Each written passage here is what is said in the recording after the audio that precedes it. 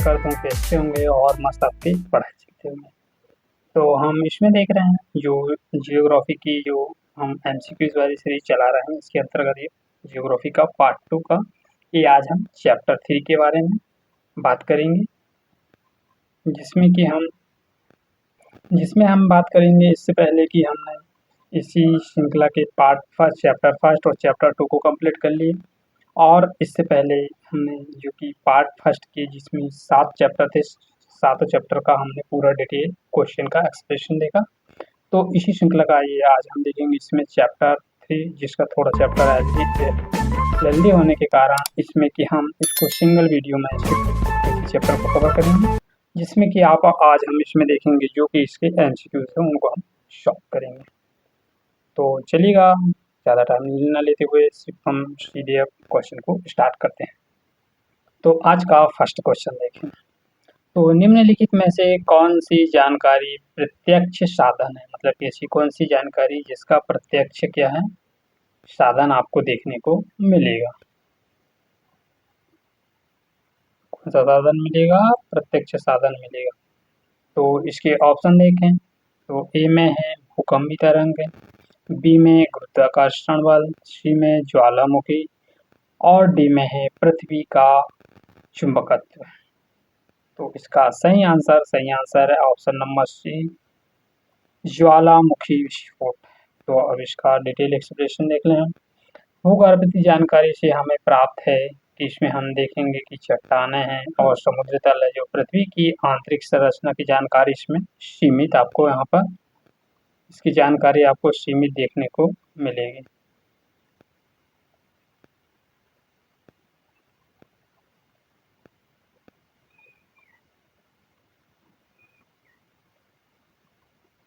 किसकी जानकारी यहाँ पर मिलेगी? आपको देखने को सीमित जानकारी मिलेगी।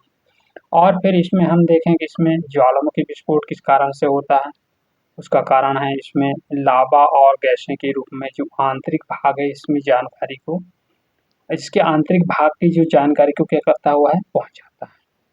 और खनिज से प्राप्त कौन कौन से इससे खनिज प्राप्त होते हैं, इसमें आपको खनिज, चट्टाने के अवतरण, जो अध्ययन से हमको भूगर्भिक संरचना की जानकारी और इससे अध्ययन से हमें भूगर्भिक और इसके इतिहास की जानकारी हमको यहाँ पर देखने को मिलेगी। समुद्र तल में पैदा होता है, मतलब कि समुद्र तल में किस प्रकार का डेटा है इसमें हमको देखने को मिलेगा।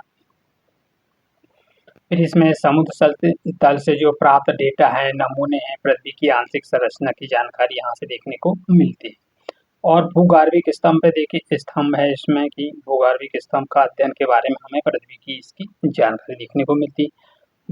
इसमें कि यहाँ पर भी दिखलाया गया। और इसमें कि अप्रत्यक्ष साधन कौन से हैं, जिसमें कि हम भूकंपी तरंगे को, पृथ्वी की जो आंतरिक संरचना है ना, उनको हम किस तरह से इनकी जानकारी को प्राप्त कर सकते हैं। भूकंपी तरंगे देखिएगा आप, इसमें किस प्रकार की तरंगे देखने को मिलेगी आपको? भूकंपी तरंगे मिलेगी आपको सिर्फ पी प्रकार की और एस प्रकार की। कौन से प्रकार की? पी और एस, ये 2 प्रकार की तरंगे आपको यहाँ पर देखने को मिलेगी, जिसकी सहायता से हम इसमें परतें किस तरह की परतें इसमें से गुजरती है उसके बारे में ये पी और एस तरंगे हमको इसकी जानकारी देती हैं। गुरुत्वाकर्षण और चुंबकत्व, पृथ्वी के गुरुत्वाकर्षण और चुंबकीय बल का अध्ययन हमें पृथ्वी की आंतरिक संरचना, जो कि हमें गुरुत्वाकर्षण बल और कौन सा है इसमें चुंबकीय क्षेत्र, इसकी दोनों की आंतरिक जानकारी हमें किससे मिलती है? पृथ्वी की आंतरिक संरचना से इसकी हमको जानकारी देखने को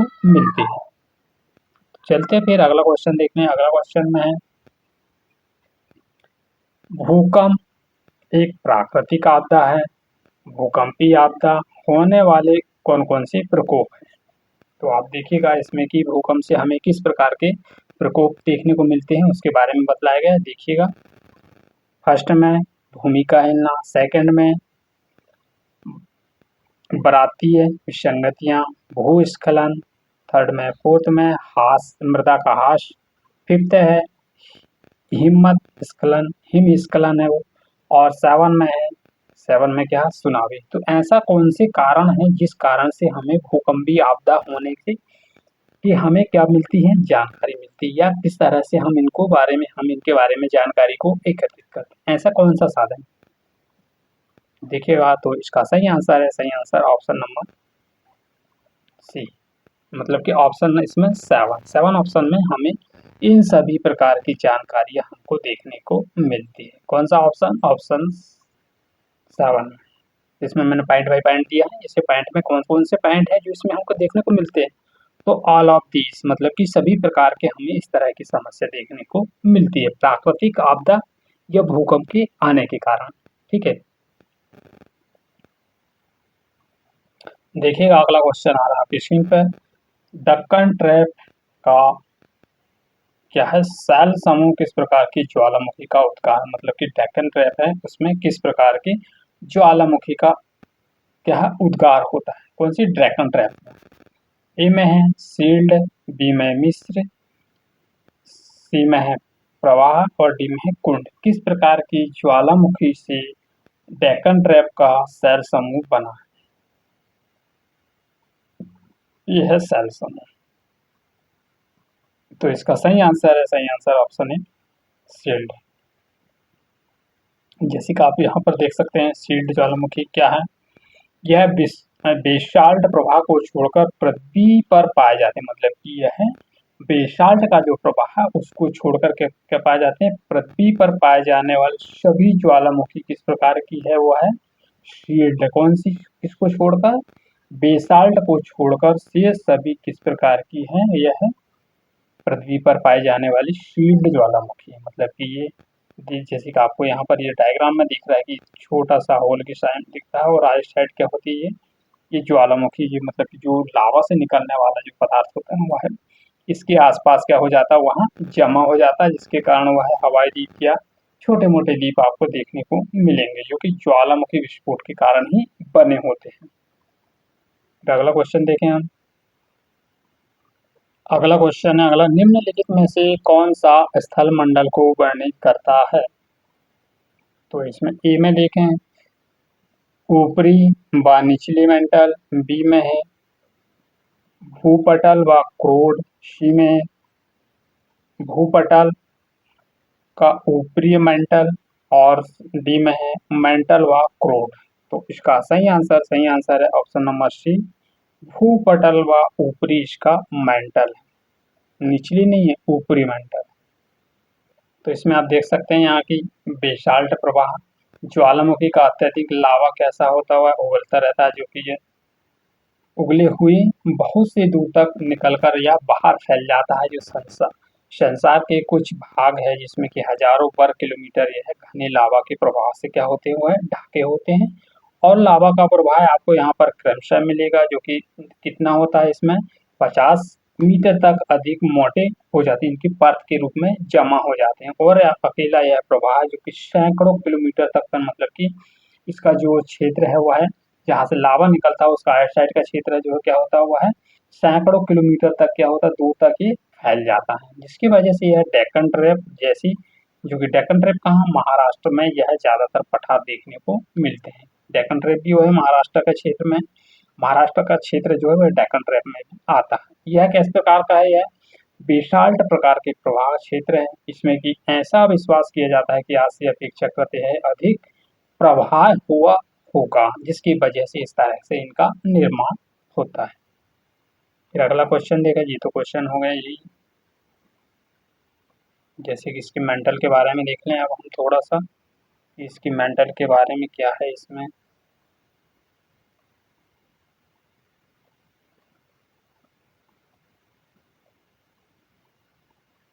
तो देखिएगा यहाँ, तो इसमें मेंटल के बारे में दिया, भूपर्वती की यह भाग जो मेंटल कहलाता है, यह 900 किलोमीटर से की गहराई तक पाया जाता है। पृथ्वी की कितनी, 900 किलोमीटर की गहराई तक यह पाया जाता है। मंडल को ऊपरी सतह दुर्बल किस प्रकार का, एटमोस्फियर, मतलब कि दुर्बल मंडल कहा जाता है। और एस्थेनो शब्द से इसका अर्थ दुर्बलता है, इसका अर्थ क्या है, दुर्बलता से है, जिसमें कि इसका विस्तार कितना, 400 किलोमीटर तक अकेले आंकड़े पर ज्वालामुखी का इस तरह से उद्गार हुआ, जो कि ज्वालामुखी धरातल पर यह धीरे धीरे करके पहुंच गया।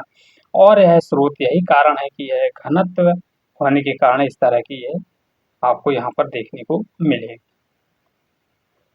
फिर अगला क्वेश्चन है, अगला क्वेश्चन देखें हम इसमें कि अगला क्वेश्चन क्या है। अगला क्वेश्चन देखें, निम्नलिखित में जो भूकंप तरंगें संकुचित तरंगों का फैलाव होता है कौन सी तरंगों के कारण। ए में पी तरंग है, बी में एस तरंग है, सी में धरातलीय तरंग है, डी में उपयुक्त में से कोई नहीं। तो ऐसी कौन सी तरंग है जिस तरह से संकुचन फैलाव होता है, भूकंप की तरंगों का संकुचन फैलाव होता है। तो इसका आंसर ऑप्शन नंबर ए में है, पी तरंगों के कारण, पी वेव के कारण। कौन सी वेव, पी वेव के कारण। तो इसका आंसर तो यही हो गया। जैसे कि आप यहाँ पर देख सकते हैं, भूकंपी तरंगों की विशेषता किस कारण, पी तरंगों के कारण होता है, जो चट्टानों का संकुचन और फैलाव लाती है। मतलब चट्टान है, चट्टानों में यह संकुचन भी लाती है और फैलाव भी लाती है। भूकंपी तरंग है जिसमें कि पृथ्वी के अंदर या भूकंपी तरंग के कारण ऊर्जा में निकलने से होती है, जो कि भूगार्भी का मतलब कि पृथ्वी के अंदर के भूगार्भी भागों से बाहर उत्पन्न होती है। तो अब देखें हम पी तरंग। तो पी तरंग है चट्टानों के संकुचन और फैलाव के रूप में आगे बढ़ती। मतलब कि ये पी तरंगें जो होती है वह चट्टानों जैसे जैसे सिकुड़ती है और उसी तरह से वह जैसे जैसे सिकुड़ने के साथ साथ फैलती भी है, उस तरह से यह इन्हीं तरंगों को क्या, पी तरंगें कहा जाता है। अन्य तरंगें एस तरंगें जो होती है वह, और एस तरंगें, एल तरंगें, ये भी होती हैं जो कि पी तरंगें की ही संकुचन के फैलाव के कारण। मतलब कि जब पी तरंगों का संकुचन या फैलाव होता है, उसी वजह से इसमें एस तरंगे और एल तरंगे भी इसमें उत्पन्न होती है। प्रभाव देखिएगा आप, तो प्रभाव इसमें भूकंपी चट्टानें टकराती हैं और यह चट्टानें टकराने के कारण यह क्या करती है, संकुचन में फैलाव लाती है, जिस वजह से वह चट्टानें टूटकर जिसके कारण ये चट्टानें टूट जाती है और फिर यह उसमें बदल सकती है। तो फिर अगला क्वेश्चन देखें, ये तो हो गया हमारा, ये भी हो गया, इसको तो हमने देख लिए, और ये भी हो गया हमारा बेसाल्ट चट्टाना, ये भी हो गया। और फिर अगला क्वेश्चन ये भी हो गया, डबल डबल लग गया सभी क्वेश्चन, ये भी हो गया, ये भी हो गया, ये सभी हो गया। सेशन कैसा लगा आपको? सेशन को लाइक या डिसलाइक करके आप बता सकते हैं कि सेशन कैसा लगा, और जो भी दिक्कत होगी वो आप यहाँ कमेंट करके बता सकते हैं। तो इसके लिए हम फिर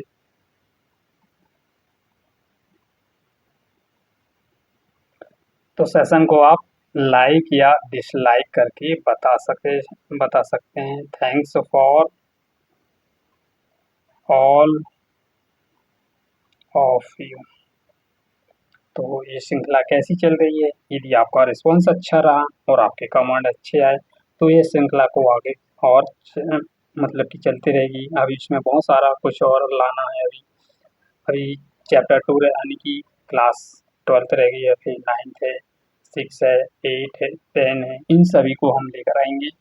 आपका रिस्पॉन्स और ये सब आपके ऊपर है। यदि आपका रिस्पॉन्स अच्छा रहेगा तो ये श्रृंखला निरंतर चलते रहेगी, और फिर इसके बाद और ही नई श्रृंखला आएगी, जैसे कि हम हिस्ट्री के देखेंगे, पॉलिटी के देखेंगे, ये सभी के एमसीक्यूज हम के माध्यम से हम पूरी पॉलिटी को कवर।